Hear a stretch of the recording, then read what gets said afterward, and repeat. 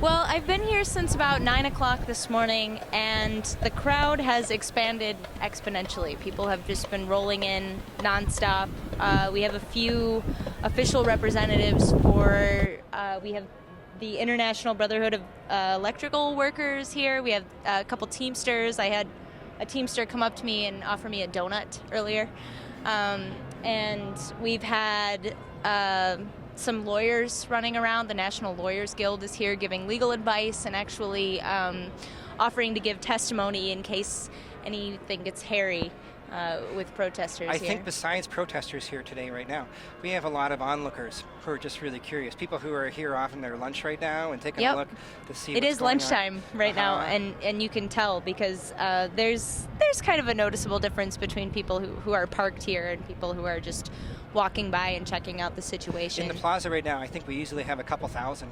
It's very calm, it's quiet. There's no public address system running right now. We've had the People's Public Address System. Why don't you explain that to the People's Mic that's what they've been calling it, the People's Mic. And basically, whoever is speaking does not use any sort of amplification other than the voice of the people surrounding them. So you would have somebody doing a mic check where they would yell, "Mic check," and everyone yells back, "Mic check." And then you can give a whole speech by call and response, basically, in that format. It's really cool to watch. Earlier, we had someone named Mary Lou who was reading out the principles of solidarity, which came from the original occupation in Liberty Plaza. Can you sum a couple of those big principles, Michelle?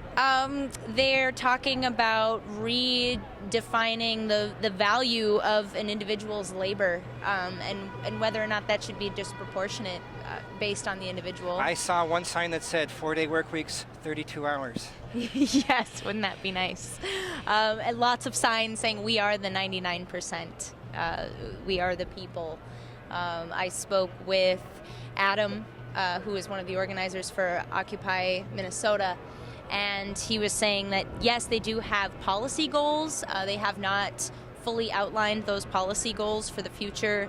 They do plan to iron out some of those here at this occupation while the people are here, and they are gathering names. They want people to join their network so they can keep track of them after this occupation ends, but we don't really know when that end will be. Do you think we can accurately call this a splinter from the left? Do you think this is really the left here, or do you think it's more amorphous than that? I think that there are some people who would proudly identify as being with the left, but I think it's gone beyond that at this point. I talked to one person who proclaimed he was an independent.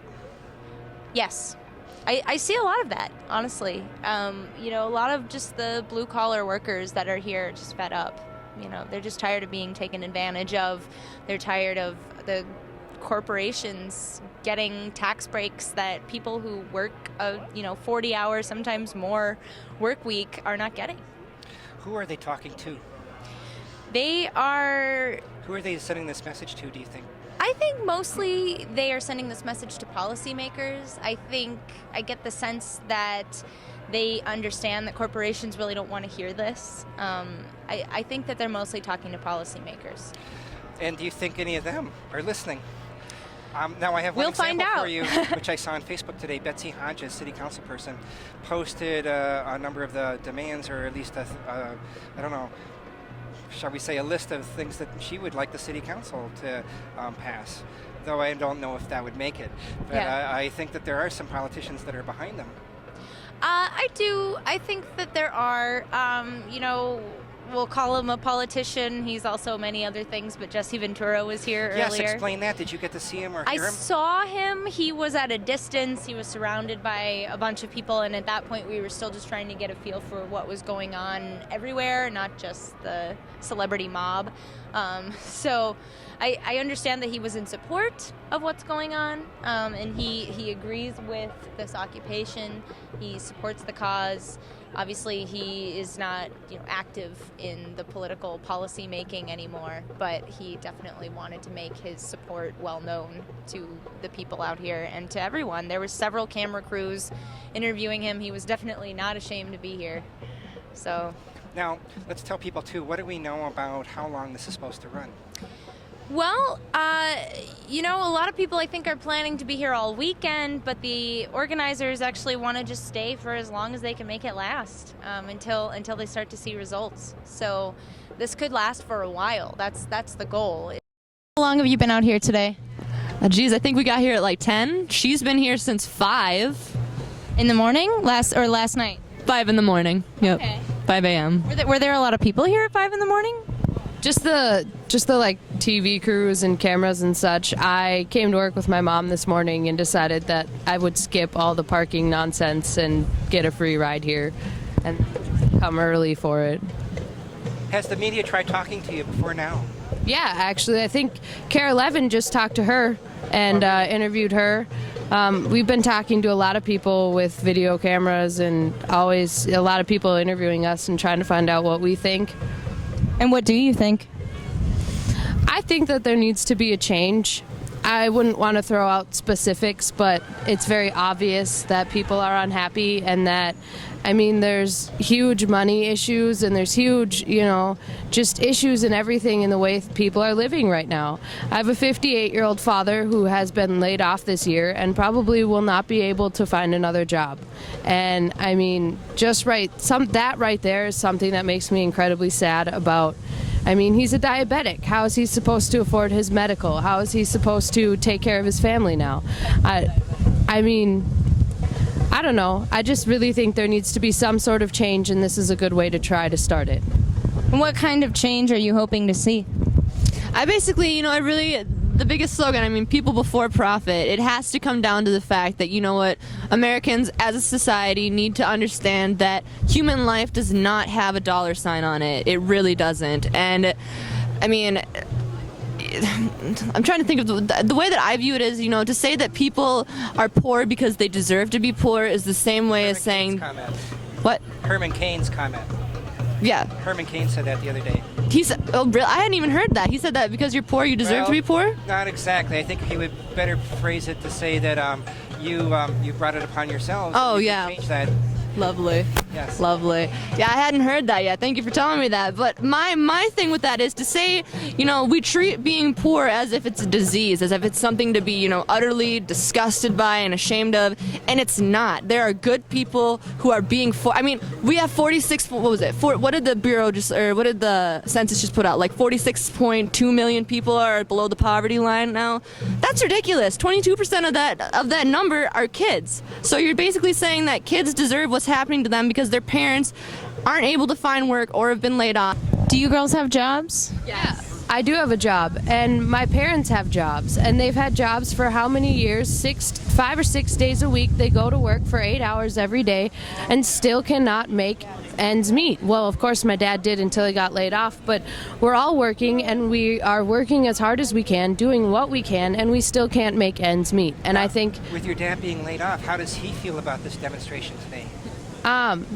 Well, he said don't get arrested, but Did he want to come? I think he believes in the change, but I think he's always kind of like, I don't need to be in all that mess down there, but it's not a bad thing that it's happening. My mom thinks it's fun. I mostly feel bad for my dad because now he's emotionally hurt by it all too. I mean, here's a 58-year-old man who can't take care of his family, who can't find a job, and it's all because of a disease he's had since he was 8. And, you know, that can't feel good in any way, shape, or form. What do you think is going to come out of all of this? What are you hoping to see, like policy change-wise? Policy change? I would... See, it's hard because I feel like a lot of people are getting this twisted. I mean, a lot of people have said, oh, you just want free everything. And no, that's not the case at all. I just want fairness in it. I want to be able to get health care. I want to be able to have affordable health care. I want to be able to, it's not fair. I want to go to grad school. I don't even know if I'm going to be able to afford that. And that's not fair. I want cheaper education.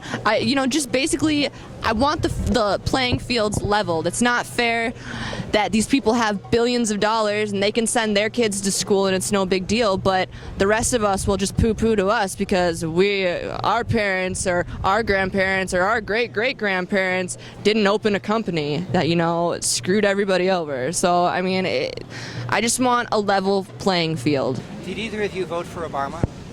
I did. Could you do it again? At the time.